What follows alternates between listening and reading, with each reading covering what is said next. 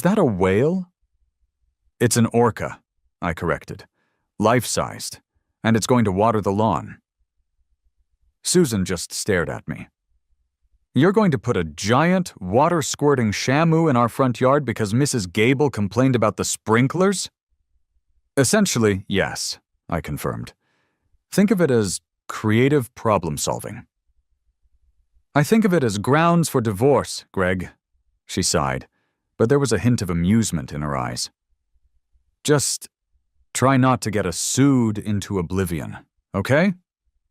My name is Roger Fitzwilliam, and up until recently, my biggest landscaping challenge was keeping the dandelions at bay and trying to remember which days the HOA allowed me to water my lawn here in the meticulously planned, perpetually beige community of Willow Creek Estates. I'm not asking for much, you know? Just a reasonably green patch of grass that doesn't look like the Sahara Desert by mid-July. A little curb appeal. A place for the kids, when they visit, to run around without getting stabbed by desiccated crabgrass. To achieve this modest goal, I employed that marvel of suburban technology, the automatic sprinkler system. Now, I'll admit, my system wasn't exactly state-of-the-art. It came with the house, probably installed back when disco was still a thing. The sprinkler heads were those old-school impact types, chick-chick-chick-chick, wee, and getting the spray pattern just right was less science, more voodoo lawn ritual. Inevitably, especially on breezy mornings, a little mist might drift onto the sidewalk. A few rogue droplets might even dare to dampen the pristine concrete apron of my next-door neighbor, Mrs. Gable's driveway. Mrs. Evelyn Gable.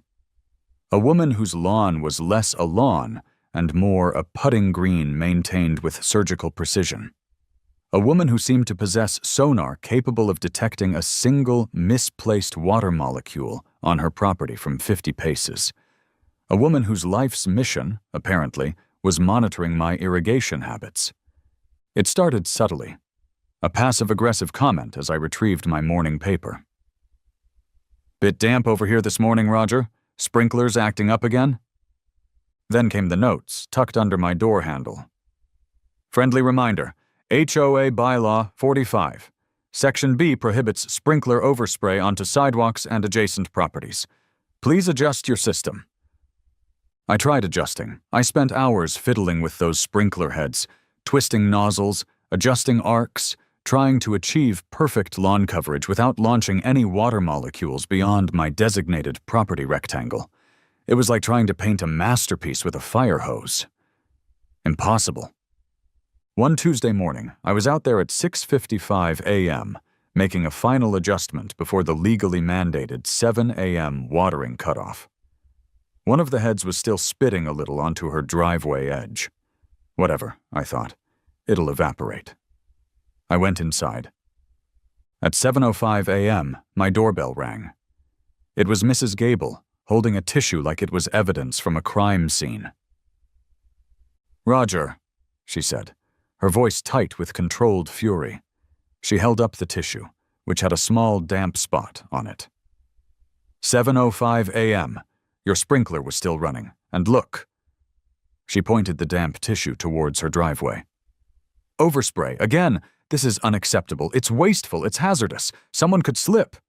And it's a clear violation of the watering schedule and the overspray ordinance. Evelyn, I sighed, trying to summon reserves of patience I didn't possess before my second cup of coffee. It was 5 minutes past 7, and that's maybe 3 drops of water. It'll be dry before you finish your prune juice.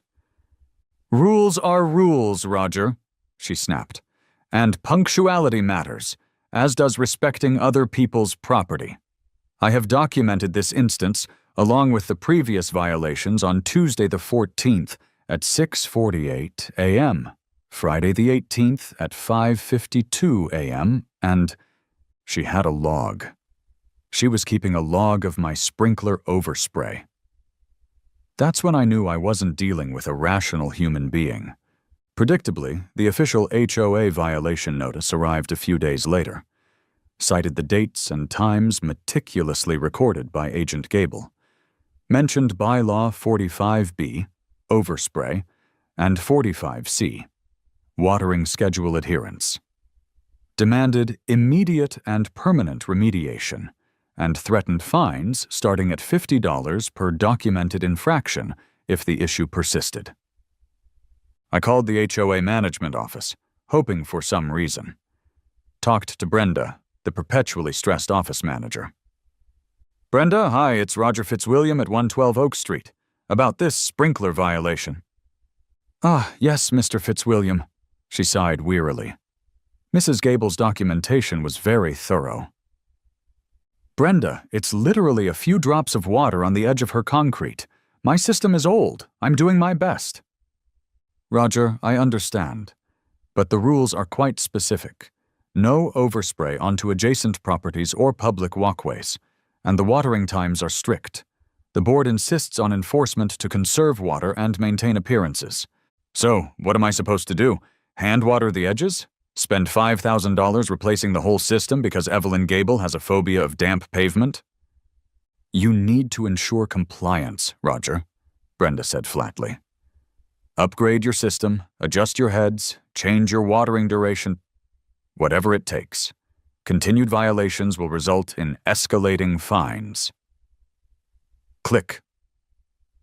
I was furious, backed into a corner, faced with spending a fortune I didn't have on a new sprinkler system or enduring endless harassment and fines from Mrs. Gable and her HOA enablers, all over a few stray drops of water.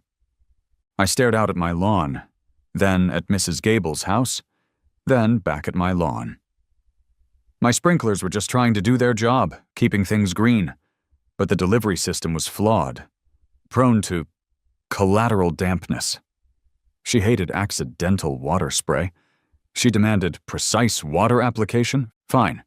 If she wanted water applied with intention, I'd give it to her. On a schedule, with dramatic flair. Forget fixing the sprinklers. I needed a whole new delivery system.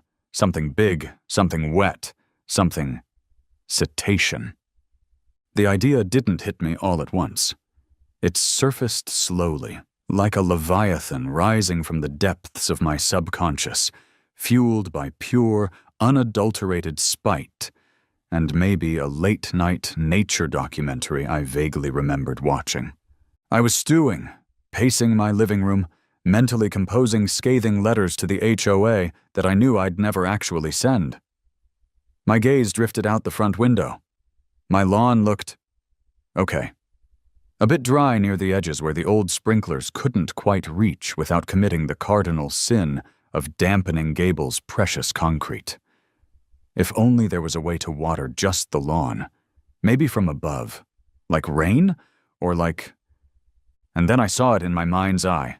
Majestic, powerful, black and white, a whale, breaching dramatically, sending spray high into the air, or maybe just cruising along, and then, whoosh, a powerful jet of water erupting from its blowhole, arcing high, then falling back down, watering everything beneath it.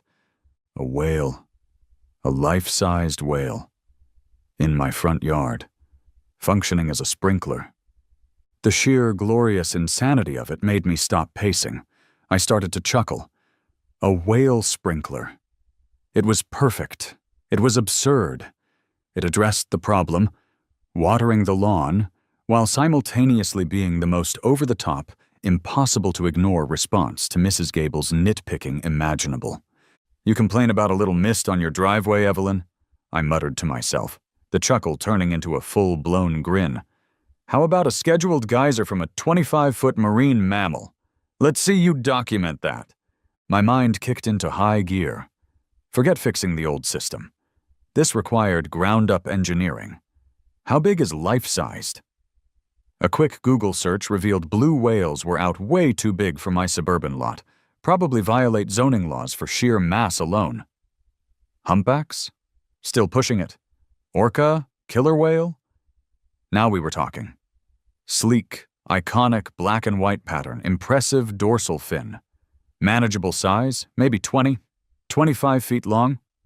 Still enormous for a front yard, but perhaps just feasible enough to be hilarious, rather than instantly shut down. One could hope. Okay, orca it was. Material? Fiberglass seemed right. Like those giant statues you see outside tourist traps or on parade floats. Hollow, relatively lightweight, compared to concrete. Durable. It needed to be plumbed, obviously. Waterline running up inside, connected to a powerful pump hidden somewhere, underground vault maybe, leading to a nozzle strategically placed in the blowhole. And the pièce de résistance, the timer. Not just watering when I felt like it. No, this needed precision. This needed punctuality. Something Mrs. Gable claimed to value. It would erupt on a schedule every hour, yes, every hour, on the hour, during permitted watering times. Gotta maintain some plausible deniability, right? A brief, powerful blast, maybe 8, 10 seconds. Shooting straight up, then raining down primarily on my lawn. Minimal overspray, in theory, maximum spectacle. My wife, Susan, walked in while I was sketching orca plumbing diagrams on a napkin. "What are you doing, Greg?" she asked cautiously, probably sensing the dangerous glint in my eye. "You look like a mad scientist." "Close, my dear," I replied, holding up the napkin. "I'm designing a hydrokinetic art installation with integrated irrigation capabilities." She peered at the sketch. "Is that a whale?" "It's an orca," I corrected. "Life-sized, and it's going to water the lawn." Susan just stared at me. "You're going to put a giant water-squirting shamu in our front yard because Mrs. Gable complained about the sprinklers?" "Essentially, yes," I confirmed. "Think of it as creative problem-solving." "I think of it as grounds for divorce, Greg," she sighed, but there was a hint of amusement in her eyes. "Just try not to get us sued into oblivion, okay?"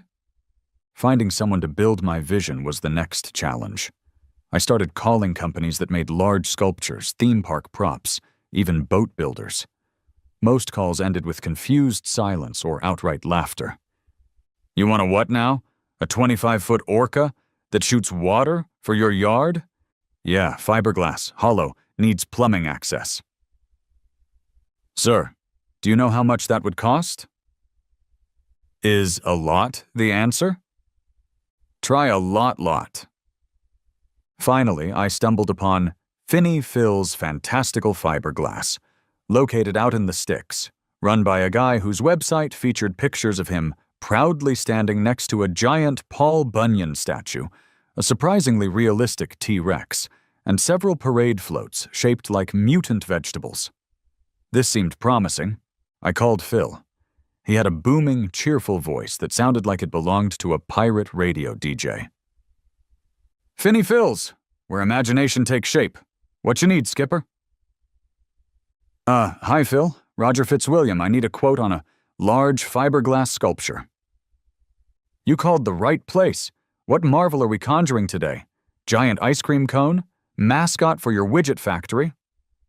"Actually," I took a deep breath, "a life-sized orca whale, about 25 feet long." "An orca. Beauty. Love those guys. Doing a marine exhibit, roadside attraction?" "Sort of. It's for my front yard." Pause. "Your front yard?" "Yeah, and it needs to be plumbed. I need it to shoot a jet of water out of its blowhole." Another pause. Then a roar of laughter erupted from the phone. Okay, you win. Weirdest request of the year, hands down. A water-blasting whale for your lawn? What in Neptune's name did your neighbors ever do to you?" "They complained about my sprinklers," I admitted. Phil laughed even harder. "Oh, that's rich, that's beautiful. Revenge via orca, I love it. Yeah, Skipper, I can build that. Fiberglass over a steel frame, access hatches for the plumbing, custom nozzle mount in the blowhole. We'll make you a killer whale that'll make SeaWorld jealous." "This," he declared, "is gonna be epic." Finally, someone who understood. Project Free Willy, or maybe Project Soak Gable, was officially underway. Building a 25-foot orca isn't an overnight job, especially one designed to function as a high-pressure water cannon. Finny Phil worked out of a huge workshop barn filled with half-finished dragons and giant fiberglass chickens. He sent me progress photos, the welded steel frame taking shape, the layers of fiberglass being applied and sculpted, the meticulous painting of the iconic black and white markings. It looked incredible and enormous. Seeing it take shape, even in photos, hammered home the sheer scale of what I was doing. This wasn't just a lawn ornament, it was practically a parade float permanently moored in my yard. Meanwhile, back at Casa Fitzwilliam, preparations were underway. This required bringing in the specialists. First, Pipey Pete, the plumber, a different Pete than the fire pit guy.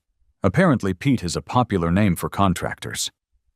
Pete's job was to run a dedicated, high-capacity water line from my house's main supply out to the designated whale spot in the front yard.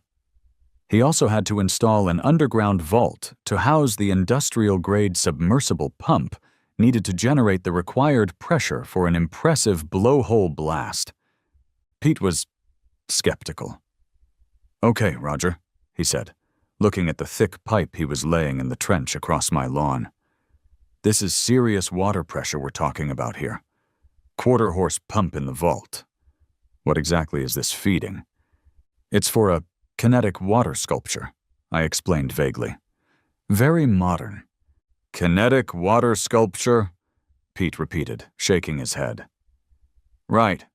Looks more like plumbing for a car wash to me. Just make sure whatever it is doesn't spray my truck when I leave." Next came Sparky Steve, the electrician. He had to run heavy-duty waterproof conduit out to the pump vault for power and also wire up the control system.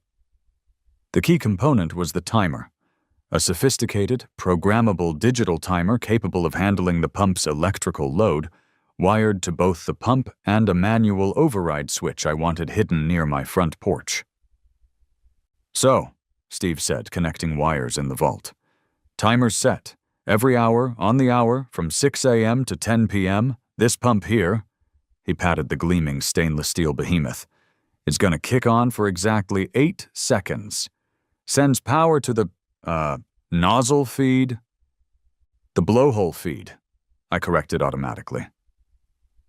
Steve just looked at me. "Right, blowhole feed. Got your manual override switch here too, just in case you need unscheduled eruptions?" He raised an eyebrow. "Exactly," I said cheerfully. "For, testing. And maybe special occasions." "Uh-huh," Steve muttered, closing up the control box. "Just try not to short out the neighborhood, okay? This pump draws some serious juice." The neighbors watched all this preliminary work. The trenching, the vault installation, the electrical work, with intense curiosity. Whispers followed me when I checked the mail. Mrs. Gable's surveillance seemed to intensify. I saw her jotting notes in a little spiral notebook whenever Pete or Steve's trucks were parked outside. The HOA sent a polite inquiry regarding unspecified landscaping and utility work, asking for details. I replied with copies of the plumbing and electrical permits, properly obtained by Pete and Steve, vaguely mentioning preparations for installation of a large-scale permitted garden sculpture with water feature. Let them chew on that. Then came Whale Day. Delivery Day. Finny Phil arrived with the finished orca strapped to an enormous flatbed truck, looking even bigger and more magnificent in person than it had in the photos. Getting it off the truck and into position required a rented crane and 4 very careful guys from Phil's crew. It was an event. Half the neighborhood turned out to watch. Kids pointed excitedly. Adults stared, mouths agape. Mrs. Gable stood on her porch, arms crossed, face pale, looking like she was witnessing the actual apocalypse. They lowered it carefully onto the pre-poured concrete pad, bolted it down, connected the plumbing from the pump vault to the internal blowhole feed pipe via a discreet access hatch near the tail fluke, connected the electrical for the timer. Just kidding. No lights on this beast, just water. Finny Phil did a final check, polished a spot on the gleaming black fiberglass with his sleeve. "There she is, Roger," Phil beamed, stepping back. "One water cannoning orca, ready to make a splash. You gonna christen her?" I looked at the whale. It dominated the yard. It was imposing, beautiful in a slightly terrifying way, and utterly, completely, magnificently out of place. I looked at the crowd of neighbors. I looked at Mrs. Gable, who looked like she might faint. I looked at my house. I looked back at the whale. "All right," I said, grabbing the garden hose. Not for a champagne bottle, but for the pump vault. Pete had installed a valve to fill the reservoir. "Let's get some water in this thing." It took a while to fill the reservoir. The anticipation was palpable. Finally, Pete gave me the thumbs up. Reservoir full, pump primed, power on, timer active. It was 2:58 p.m. 2 minutes, folks," I announced, maybe a little too theatrically, to the assembled neighbors. "Prepare for the inaugural spout." People shuffled, murmuring. Kids bounced on their toes. Mrs. Gable gripped her porch railing, knuckles white. The clock on my phone ticked to 2:59. Then 3 p.m. exactly. For a second, nothing happened. Then, we heard it. The deep, powerful whump of the submersible pump kicking on in the underground vault. A second later, with a mighty whoosh, a thick, solid column of water erupted from the orca's blowhole, shooting straight up, easily 20, maybe 30 feet into the air. It hung there for a moment, a sparkling white plume against the blue Ohio sky, before gravity took over and it cascaded down in a wide-eyed, drenching circle, mostly onto my lawn, but definitely sending a fine mist drifting on the breeze.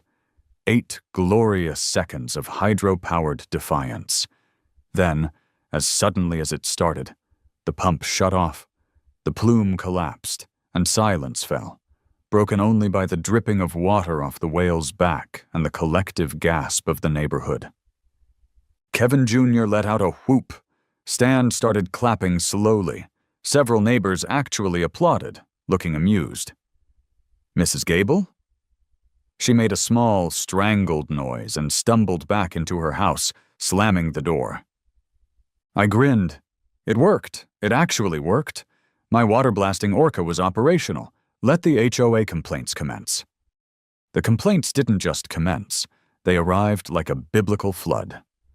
My phone started ringing within minutes. The HOA management office, demanding an explanation for the unauthorized aquatic discharge. Mrs. Gable, apparently recovered from her initial shock, had clearly been busy.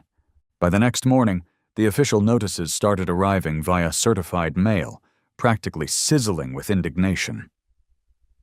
Immediate cease and desist. Operation of unapproved high-volume water feature. Violation notice. Installation of massive non-conforming structure. Whale sculpture. Violation notice. Egregious aesthetic disharmony and violation of community character. Warning. Potential water wastage and violation of municipal water use ordinances. This one cited drought restrictions we didn't even have. Nuisance complaint. Regularly scheduled water eruptions causing undue startle and mist drift. They threw the entire HOA rulebook at me. Fines were assessed immediately.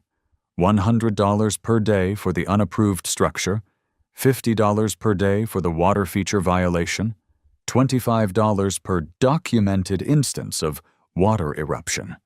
Mrs. Gable apparently submitted a time-stamped log of the 3 p.m. debut. My mailbox looked like it had been carpet-bombed by angry bureaucrats. Then came the city officials. The HOA and Mrs. Gable had clearly escalated to DEFCON 1. First, a stern-looking woman from the city water department showed up with a clipboard and a request to see my water meter. "Mr. Fitzwilliam," she said, eyeing the massive orca warily, "we've received complaints about excessive water usage related to this installation." "It's a timed feature," I explained earnestly. "Only runs for 8 seconds every hour during permitted watering hours. Uses far less water than running my old inefficient sprinklers for 30 minutes. I had no idea if this was true, but it sounded good. She checked my meter, made some notes. "Well, your recent usage is up significantly, sir. We don't have official restrictions in place right now, but we strongly advise conserving water, and we'll be monitoring your meter readings." She gave the whale one last dubious look and left. Next came code enforcement. A different inspector this time. A guy named Dave. Not my lawyer buddy, just coincidence. He looked even more bewildered than the first crew. "Okay, Mr. Fitzwilliam," Dave the inspector sighed, walking slowly around the orca. "I've got complaints here about the whale. Structure size, permits, classification." "It's a sculpture," I insisted. "Kinetic art. The water is part of the artistic expression." I showed him the plumbing and electrical permits Pete and Steve had obtained. "Right," Dave said slowly. "But did you get a permit for the 25-foot sculpture itself? Structures over a certain size usually need one, even decorative ones, and classifying this is tricky. It's not exactly a fountain. It's not listed in our code under marine mammal replica water emitting. And the hourly water blast, does that constitute a public nuisance if it consistently drifts or startles people?" He shook his head. "I gotta be honest, this is a new one for the city. I need to consult with planning and zoning. In the meantime," he handed me another notice, "consider this an official query regarding structural permits and potential nuisance violations. You'll need to provide documentation." The police even made a brief appearance, summoned by Gable claiming the 4 p.m. water blast had forcefully sprayed a child on the sidewalk. Video from my doorbell camera proved otherwise. The kid was 50 feet away, and the wind was calm. The officers seemed deeply annoyed to be there, told Mrs. Gable to stop calling unless there was an actual emergency, glanced at the whale, shook their heads, and left. The HOA, meanwhile, scheduled their emergency meeting. Urgent review and enforcement action regarding unauthorized cetacean structure and associated hydro nuisance at 112 Oak Street. They were bringing out the big guns. Their lawyer would be present. Time to call Miss Diaz again. My lawyer was, once again, simultaneously appalled and amused. "A water-blasting orca, Roger? You really don't do things by halves, do you?" She reviewed the HOA notices, the city queries, my permits. "Okay, the city permit angle is tricky if you didn't get one for the whale structure itself. Might depend on how they classify sculpture versus structure. Water usage is hard for them to enforce without official restrictions. The HOA's case rests heavily on aesthetics and nuisance. Our defense is kinetic art, permitted utilities, lack of specific prohibition against whale sprinklers, and arguing the water blast is contained and scheduled." She sighed. "It's gonna be messy, and possibly wet." The meeting was standing room only. Mrs. Gable presented her case first, complete with laminated photos of damp sidewalks, a chart logging eruption times, and tearful testimony about the constant stress of anticipating the hourly blast and the embarrassment of living next to a theme park reject. The HOA lawyer droned on about bylaws, aesthetic harmony, and the potential impact on property values. Apparently, giant water-blasting whales aren't a selling point in Oak Knoll Meadows. Then Miss Diaz and I presented our defense. Permits, safety features, artistic expression. We laid that on thick. Lack of specific prohibition. We argued the water blast was no more disruptive than scheduled church bells or ice cream truck jingles. We pointed out I was technically watering my lawn during permitted hours. The arguments flew. Neighbors chimed in. some supporting Gable, complaining about the hourly whoosh or the sight of the whale itself. A surprising number seemed amused, or even supportive, arguing it was unique and harmless. Old Mr. Abernathy even piped up, "Frankly, Mildred, it's more interesting to look at than your prize-winning beige fence." Wrong story reference, maybe, but the sentiment landed. The board was clearly flustered, caught between bylaws, potential lawsuits. Miss Diaz subtly mentioned Raluipa might not apply here, but other homeowner rights statutes could, city involvement, and divided residence. The Great Whale War didn't end with a single decisive battle at the HOA meeting. Instead, it devolved into a protracted, soggy siege. The HOA, hesitant to launch a full-frontal legal assault to force removal, which Miss Diaz advised would be costly and potentially unsuccessful given the city permits for the utilities, resorted to a campaign of attrition. The fines continued daily charges for the aesthetic violation of the whale structure itself, plus additional fines for every documented water eruption event logged by the ever-vigilant Mrs. Gable. My lawyer continued to send letters disputing the fines, citing the permits and lack of specific bylaw violations. It was a stalemate fought with registered mail. City code enforcement remained ambivalent. They couldn't force me to remove the whale structure without proving it violated a specific code related to size or safety for its, admittedly vague, classification. And my engineer friend provided a letter stating the fiberglass structure posed no inherent risk. They did issue a formal warning about the water blast potentially constituting a nuisance if significant overspray onto public property, the sidewalk, was documented, or if water usage violated any future drought restrictions. This gave the HOA a potential weapon, but proving significant overspray from a mostly vertical blast was difficult. Life with Willie, as Kevin Jr. had christened him, became the new normal. Every hour, from 6 a.m. to 10 p.m., the pump would kick on with its satisfying whoomp, followed by the dramatic whoosh and the 8-second plume of water shooting skyward. You could set your watch by it. It had unintended consequences. Delivery drivers loved it. Just look for the house with the giant whale. Friends thought it was hysterical and insisted on timing their visits to witness an eruption. Neighborhood kids would gather on the sidewalk around the top of the hour, waiting for the show. Mrs. Gable installed thicker curtains. The turning point came, unexpectedly, during a particularly hot, dry spell in August. The city implemented Stage 1 water restrictions, voluntary conservation requested, but mandatory restrictions on lawn watering only allowed 2 specific days a week, specific hours. My timer system, however, was still blasting water every hour, every day, albeit only for 8 seconds. This was the opening the HOA and Mrs. Gable needed. They immediately filed complaints with the city water department, citing my flagrant disregard for conservation and demanding my water service be restricted or the whale feature shut down. This time the city had teeth. The water department investigator wasn't amused by my kinetic art argument.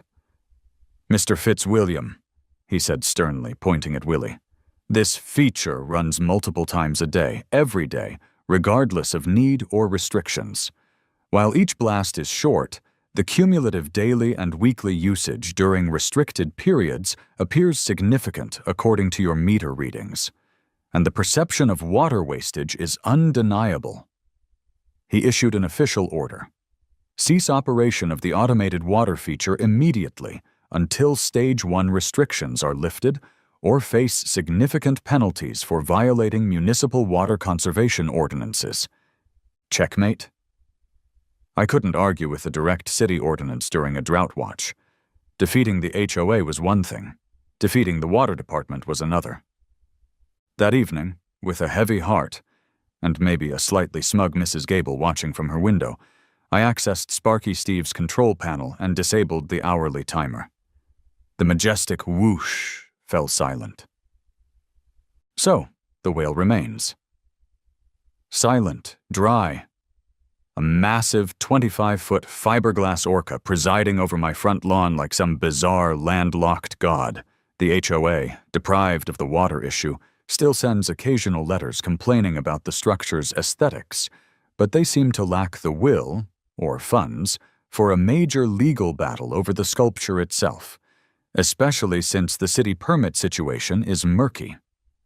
The fines stopped once the waterworks ceased. Do I regret it? Sometimes, when I look at the sheer hulking absurdity of it, yeah, maybe a little. It cost a fortune. It caused months of stress and neighborhood drama. It doesn't even water the lawn anymore. But other times, when I see Mrs. Gable meticulously wiping down her car because a bird dared to poop on it, when I remember the look on Henderson's face, wrong story, right sentiment? When I see neighborhood kids pointing and smiling, I think maybe it served its purpose. It was my line in the sand, my declaration of independence from petty tyranny, written large in black and white fiberglass. Life is quieter now. My lawn requires manual watering again, carefully avoiding the sidewalk. But every time I pull into my driveway and see that giant orca looming there, I have to chuckle. They complained about my sprinklers. They got a whale. You gotta admit, it's a heck of a story. Now, if only I could figure out how to make him sing opera.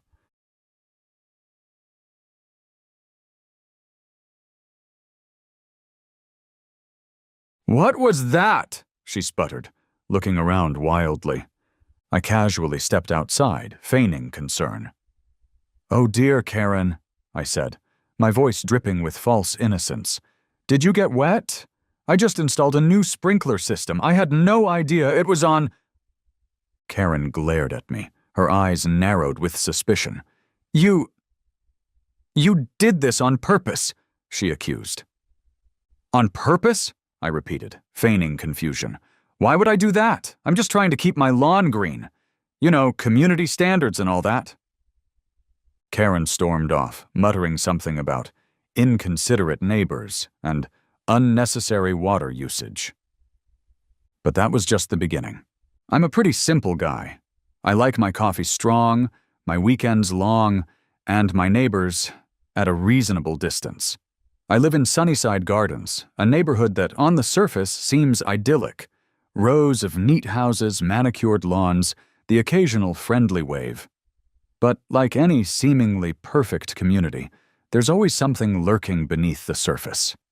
In our case, it was the HOA, and, more specifically, one particular member of the HOA, Karen.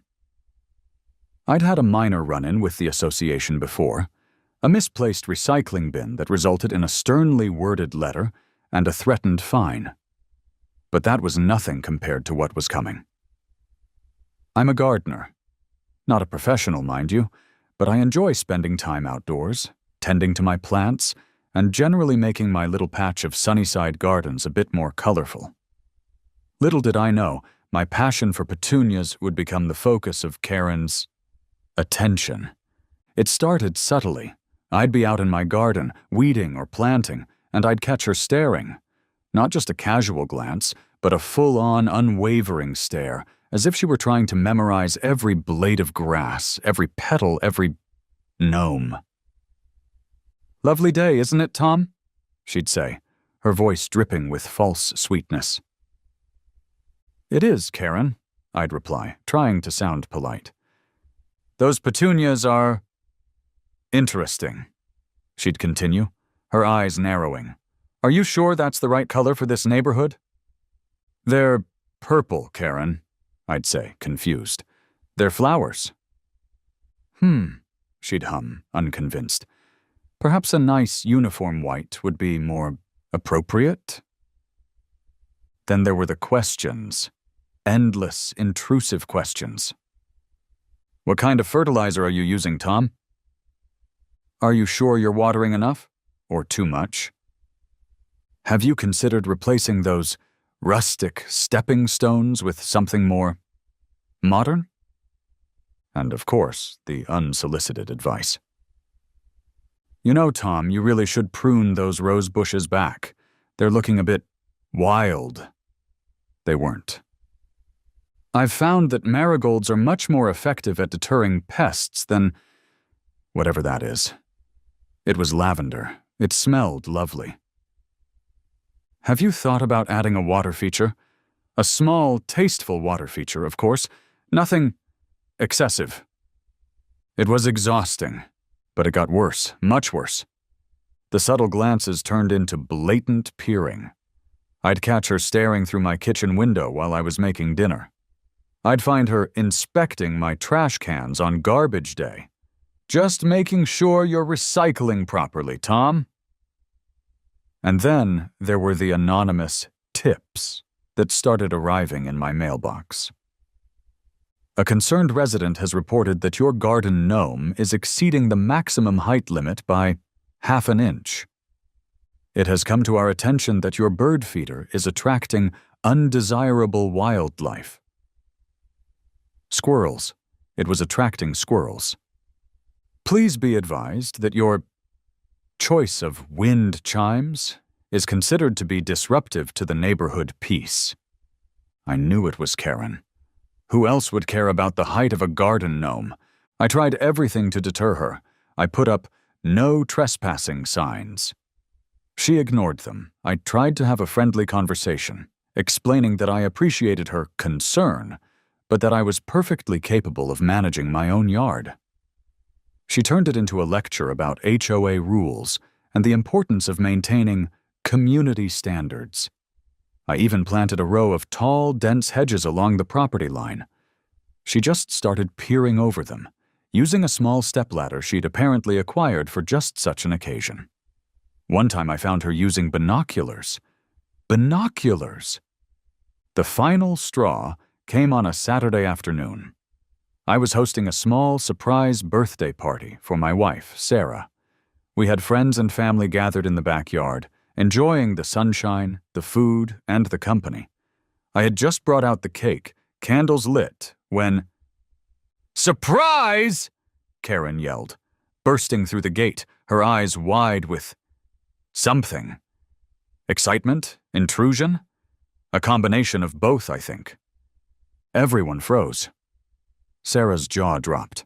The cake, thankfully, remained upright. "Karen," I said, my voice tight. "What are you doing?" "Oh, I just saw all the cars," she said, her voice dripping with false innocence. "And I thought I'd pop over and see what was going on. Is it a party? How festive." Her eyes scanned the decorations, the food, the guests, as if searching for some kind of violation. "It's a private party, Karen," I said, emphasizing the word private. "Oh, I know, dear," she said, patting my arm condescendingly. "But I just wanted to make sure everything was in order. You know, noise levels, proper disposal of trash, that sort of thing." She then proceeded to inspect the buffet table, offering unsolicited comments on the food. "Too much sugar, dear. The decorations. Rather colorful, aren't they?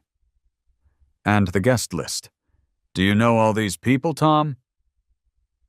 The party was ruined. Sarah was furious. My friends were bewildered. And I was done. Karen had crossed the line. She'd invaded my privacy, disrupted my life, and ruined my wife's birthday party. It was time for action. It was time for revenge. Enough was enough. I'd tried being polite. I'd tried being reasonable. I'd tried hedges, signs, and even direct conversation. But Karen was like a heat-seeking missile of nosiness, and I was her primary target.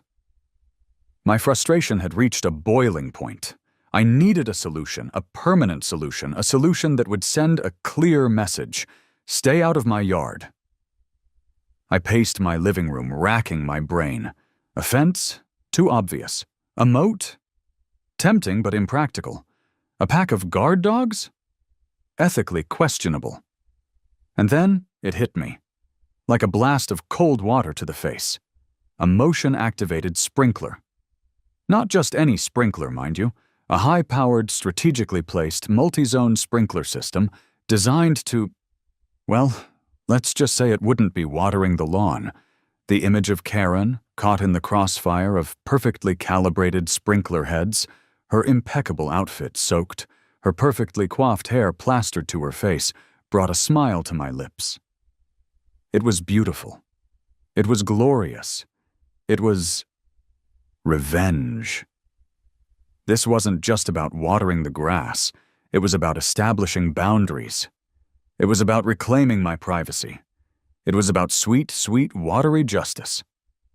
I spent the next few hours online, researching sprinkler systems. I wasn't messing around. I wanted the best, the most powerful, the most Karen-proof. I finally settled on a system that boasted rotor heads with adjustable spray patterns, high-pressure nozzles, and guaranteed to soak even the nosiest of neighbors. Okay, it didn't actually say that last part, but it was implied. It had multiple zones, allowing me to customize the watering schedule and target specific areas. It was, in short, the Cadillac of sprinklers. The installation was an adventure. I enlisted the help of my friend, Mark, who had a knack for DIY projects and a healthy appreciation for a good prank. We spent the better part of a Saturday digging trenches, laying pipes, and strategically positioning the sprinkler heads. We placed them along the property line, near my windows, in the flower beds Karen frequented, and, of course, right next to the gate where she'd so rudely interrupted Sarah's birthday party. There were a few minor mishaps. Mark accidentally triggered one of the sprinklers, soaking himself from head to toe. I managed to get tangled in a roll of irrigation tubing, looking like a mummy wrapped in black plastic. But overall, the installation went smoothly. The final step was testing the system. We calibrated the motion sensors, adjusted the spray patterns, and fine-tuned the timing. It was like preparing for a military operation, except instead of weapons, we were wielding water. The first soaking was magical. It was a Tuesday afternoon. I was inside, working from home, when I heard a familiar, high-pitched shriek coming from my backyard. I peeked through the blinds, a grin spreading across my face.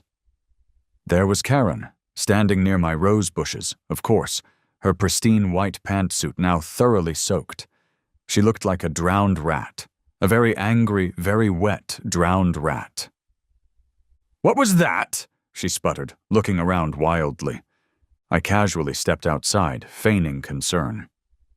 "Oh dear, Karen," I said, my voice dripping with false innocence. "Did you get wet? I just installed a new sprinkler system. I had no idea it was on—" Karen glared at me, her eyes narrowed with suspicion. You did this on purpose," she accused. "On purpose?" I repeated, feigning confusion. "Why would I do that? I'm just trying to keep my lawn green. You know, community standards and all that." Karen stormed off, muttering something about inconsiderate neighbors and unnecessary water usage. But that was just the beginning. Over the next few days, Karen got accidentally soaked multiple times. Each encounter was more elaborate and humorous than the last. One morning she was inspecting my trash cans, again, when a sprinkler head popped up and blasted her with a jet of cold water right in the face. Another time, she was peering through my kitchen window when a strategically placed rotor head sent a cascade of water cascading down on her, soaking her perfectly coiffed hair. I even managed to catch her on camera, bringing along another HOA member, Mrs. Henderson, a known stickler for rules, on one of her inspection tours.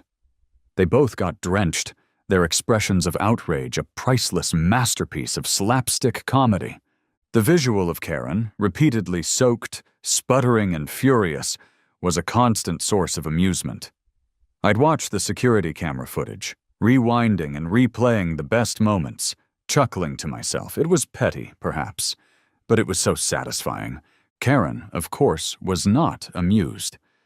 She complained to the HOA, demanding that I remove the sprinklers. She claimed they were a safety hazard, that they were wasting water, and that they were creating a general nuisance. She even tried to claim that one of the sprinklers had attacked her. She tried to sabotage the system. I'd find the motion sensors covered with tape, the sprinkler heads twisted in odd directions, even the water supply to my house mysteriously turned off one afternoon. But I was always one step ahead. I installed protective covers over the sensors. I added more cameras. I even invested in a backup water tank just in case. One particularly memorable confrontation took place on a sunny Saturday morning. I was out in my garden, tending to my, now perfectly watered, petunias, when Karen stormed up my driveway, her face a mask of fury. "This has to stop, Tom!" she yelled, her voice echoing through the neighborhood. "These sprinklers are a menace. They're weapons of mass irrigation." "They're sprinklers, Karen," I said calmly. "They're for watering my lawn. You know, keeping it green. Community standards." "You're doing this on purpose," she accused, pointing a trembling finger at me. "You're trying to drown me." "I'm trying to water my petunias, Karen," I said with a shrug. "Perhaps if you stayed on your own property, you wouldn't get wet." "I have a right to inspect," she sputtered. "Inspect what?" I asked, raising an eyebrow. "My flowers, my gnomes, my perfectly compliant lawn?" Karen opened her mouth to retort, but at that moment a sprinkler head popped up from the ground and blasted her with a jet of cold water directly in the face. She shrieked, sputtering and wiping the water from her eyes. I couldn't help it. I burst out laughing. Karen, soaked and defeated, turned and stormed off, muttering something about lawyers and lawsuits.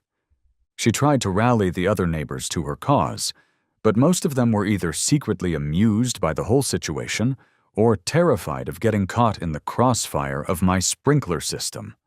Karen's reign of terror, it seemed, was coming to an end. One perfectly timed sprinkler blast at a time.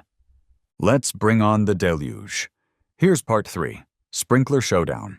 Part 3, Sprinkler Showdown. The inevitable HOA meeting arrived with all the subtlety of a fire alarm. Karen, still damp from her latest accidental soaking, she'd tried to approach my house under the cover of darkness, wearing a camouflage poncho. It didn't work, was in rare form.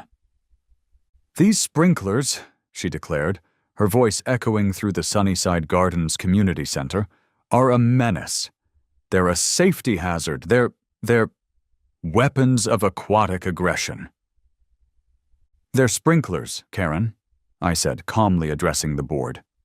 "They're designed to water my lawn, which, I might add, is looking exceptionally green thanks to the consistent watering."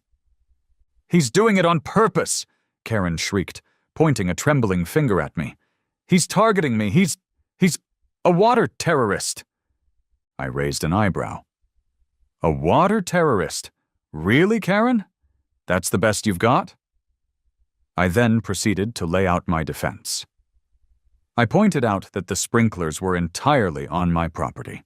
I explained that they were, in fact, for watering my lawn. A perfectly legitimate use of sprinklers, I argued. And most importantly, I highlighted the fact that there were no HOA rules against motion-activated sprinklers.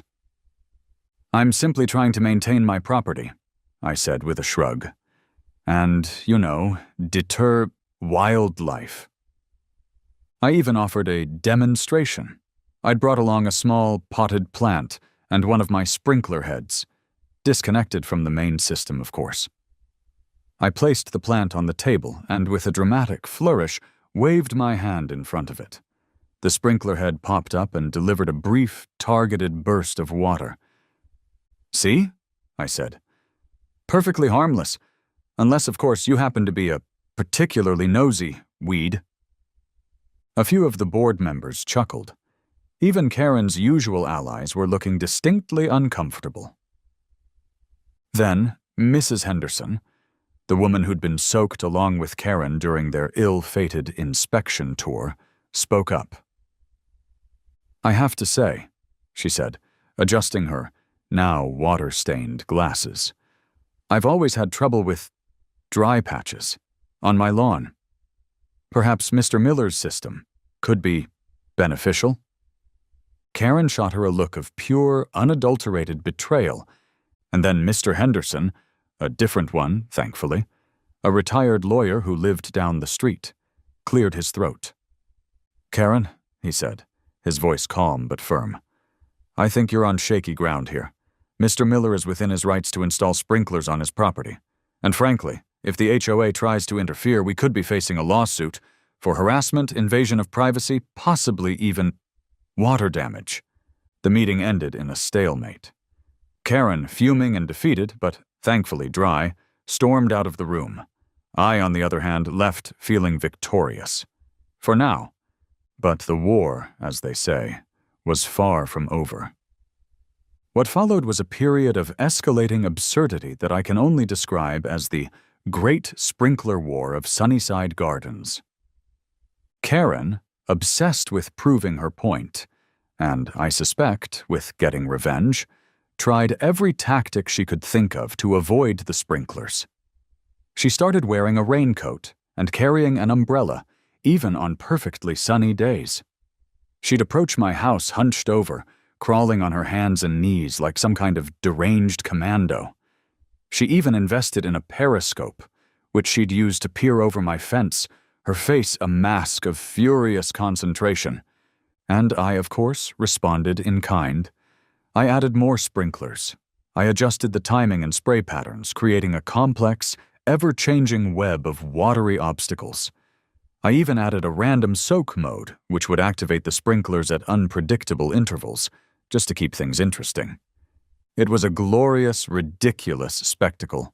One afternoon, I watched from my window as Karen, wearing a full-body rain suit and carrying a large, camouflage-patterned umbrella, attempted to sneak up to my mailbox.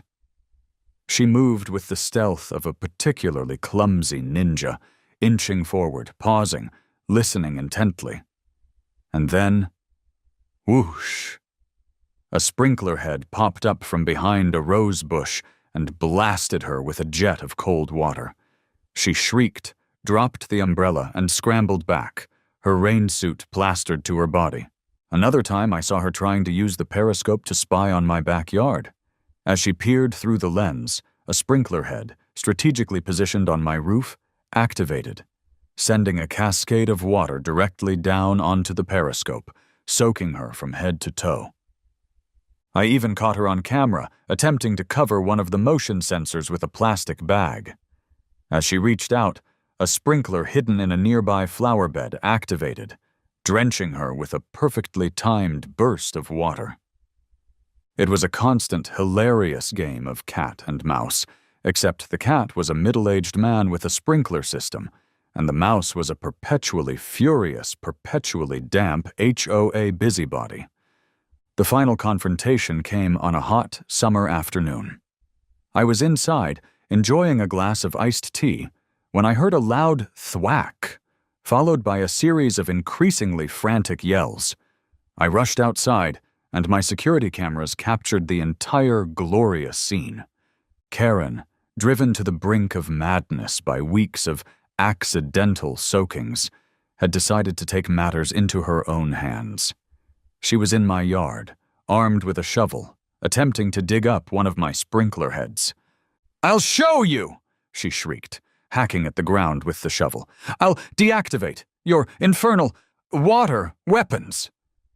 But Karen, in her blind rage, had forgotten one crucial detail. The sprinklers were motion-activated.